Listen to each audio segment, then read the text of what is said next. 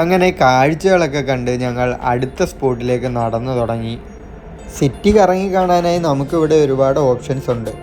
ബസ്സുണ്ട്, പിന്നെ ഇതുപോലുള്ള ഇലക്ട്രിക് സ്കൂട്ടറുകളുണ്ട്, പിന്നെ ടാക്സി ഉണ്ട്. ടാക്സി നല്ല എക്സ്പെൻസാണ്, എങ്കിലും നടന്നു കാണുന്നതാണ് അതിൻ്റെ ഒരു ഭംഗി.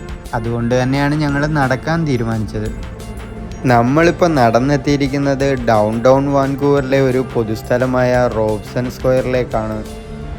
ലോ കോടതിയും ആർട്സ് ഗാലറിയും അതുപോലെ തന്നെ UBC ക്യാമ്പസും എല്ലാം ഇവിടെയാണുള്ളത്.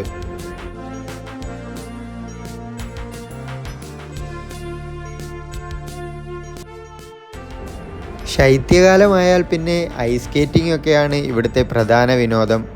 മറ്റ് സമയങ്ങളിൽ സൽസ നൃത്തം അതുപോലുള്ള പല കമ്മ്യൂണിറ്റി പരിപാടികളുടെയും ഒരു വേദിയാണിത്. പലതരത്തിലുള്ള പ്രതിഷേധങ്ങൾക്കും പ്രകടനങ്ങൾക്കും ഒക്കെ ഈ സ്ഥലം ഉപയോഗിക്കാറുണ്ട്. വൈകുന്നേരങ്ങളിൽ ഇവിടം ഭയങ്കര ആക്റ്റീവാണ്. പലതരത്തിലുള്ള സ്ട്രീറ്റ് പെർഫോമൻസുകളൊക്കെ ഇവിടെ ഉണ്ടാവും. അതിൽ ചിലത് നമുക്കിപ്പോൾ കാണാം.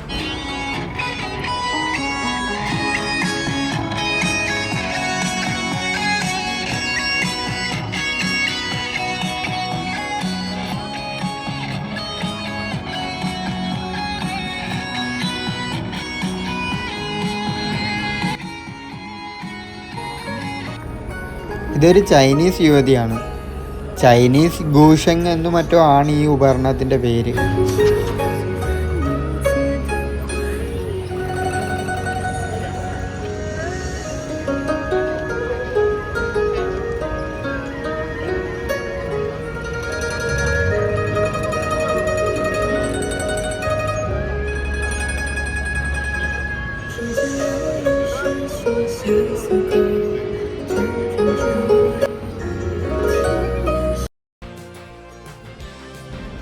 ഈ ഇരിക്കുന്നതൊക്കെ ഒരു ഇന്ത്യക്കാരിയുടെ കലാവിരുതുകളാണ്.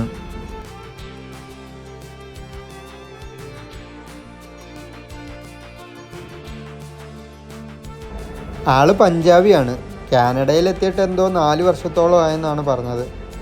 ഇവിടെ പലതരത്തിലുള്ള പ്രതിഷേധങ്ങളൊക്കെ നടക്കുന്നതിൻ്റെ അടയാളങ്ങളൊക്കെ നമുക്ക് ഈ ചുവരുകളിൽ കാണാം. ഞങ്ങൾ മലയാളികളാണെന്ന് പറഞ്ഞപ്പോൾ കേരളത്തെക്കുറിച്ച് വാതോരാതെ സംസാരിക്കാൻ തുടങ്ങി. പണ്ടെപ്പോഴോ തിരുവനന്തപുരത്ത് വന്നതും അന്നുണ്ടായ അനുഭവങ്ങളും മലയാളികളുടെ കൾച്ചറിനെക്കുറിച്ചും ഒക്കെ സംസാരിച്ചു. നാട് വിട്ട് ഇവിടെ എത്തിയതും അതിനുണ്ടായ കാരണങ്ങളും ഒക്കെ പറഞ്ഞു. നമ്മുടെ യുവതലമുറ അതുകൊണ്ടൊക്കെ തന്നെയാണ് മറ്റ് രാജ്യങ്ങളിലേക്ക് കുടിയേറുന്നതെന്ന് എനിക്കും തോന്നി. ഇന്ത്യയിലേക്കെന്നാണ് മടക്കമെന്ന് ചോദിച്ചപ്പോൾ ഒരു ചിരി മാത്രമായിരുന്നു മറുപടി. അവരവരുടെ ജാക്കറ്റിൽ സ്വന്തമായി ചെയ്ത ഒരു ആർട്ട് വർക്കൊക്കെ ഞങ്ങളെ കാണിച്ചു. അതൊക്കെ കണ്ടിട്ട് ഞങ്ങൾ പതിയെ നടന്നു തുടങ്ങി. റോബ്സൺ സ്ക്വയറിലൊക്കെ ഒരു റൗണ്ട് അടിച്ച് വന്നപ്പോഴേക്കും നല്ല വിശപ്പ് തുടങ്ങി. ഇനിയിപ്പോൾ എന്തെങ്കിലും കഴിച്ചിട്ടാവാം ബാക്കി നടത്തുമെന്ന് കരുതി.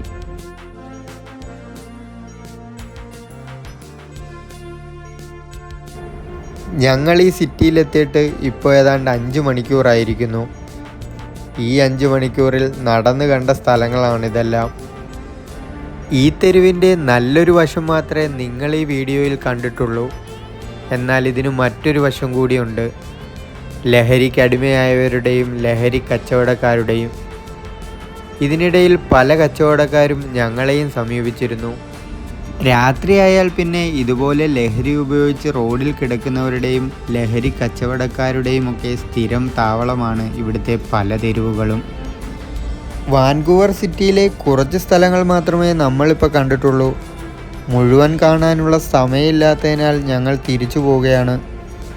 നമുക്ക് തിരിച്ച് നോർത്ത് ഷോറിലേക്ക് പോകാനുള്ള ബോട്ടെത്തി.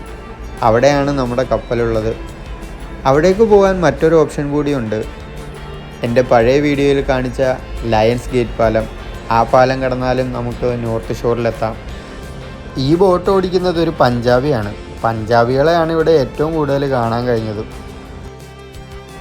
ഏതാണ്ട് 15 മിനിറ്റ് കൊണ്ട് ബോട്ട് മറുകരയിലെത്തി. അവിടുന്ന് ടാക്സി പിടിച്ച് ഞങ്ങൾ നേരെ പോർട്ടിലേക്ക് വിട്ടു. പോർട്ടിൻ്റെ ഗേറ്റ് വരെ നമുക്ക് ഈ ടാക്സിയിൽ പോകാൻ പറ്റൂ. അത് കഴിഞ്ഞ് പിന്നെ സെക്യൂരിറ്റി ഗാർഡിൻ്റെ കാറിൽ വേണം കപ്പലിനടുത്തേക്ക് പോകാൻ. രാത്രി 8 മണിയോടെ ഞങ്ങൾ പോർട്ടിലെത്തി. സെക്യൂരിറ്റി ഗാർഡ് കാറുമായി വന്നു. ഇദ്ദേഹവും ഒരു പഞ്ചാബിയാണ്. ഏതാണ്ട് 8 വർഷത്തോളമായി ഇദ്ദേഹം കുടുംബവുമായി ഇവിടെ എത്തിയിട്ട്. കാനഡയിലെ ജീവിത രീതിയെക്കുറിച്ചും ഇവിടുത്തെ ചിലവുകളെക്കുറിച്ചും അദ്ദേഹം സംസാരിച്ചു. ഭയങ്കര എക്സ്പെൻസീവാണ്. ഇവിടുത്തെ മാളുകളിൽ കയറിയപ്പോൾ ഞങ്ങൾക്കും അത് തോന്നിയിരുന്നു. അങ്ങനെ അദ്ദേഹത്തോട് യാത്രയും പറഞ്ഞ് ഞങ്ങൾ തിരിച്ച് കപ്പലിൽ കയറി.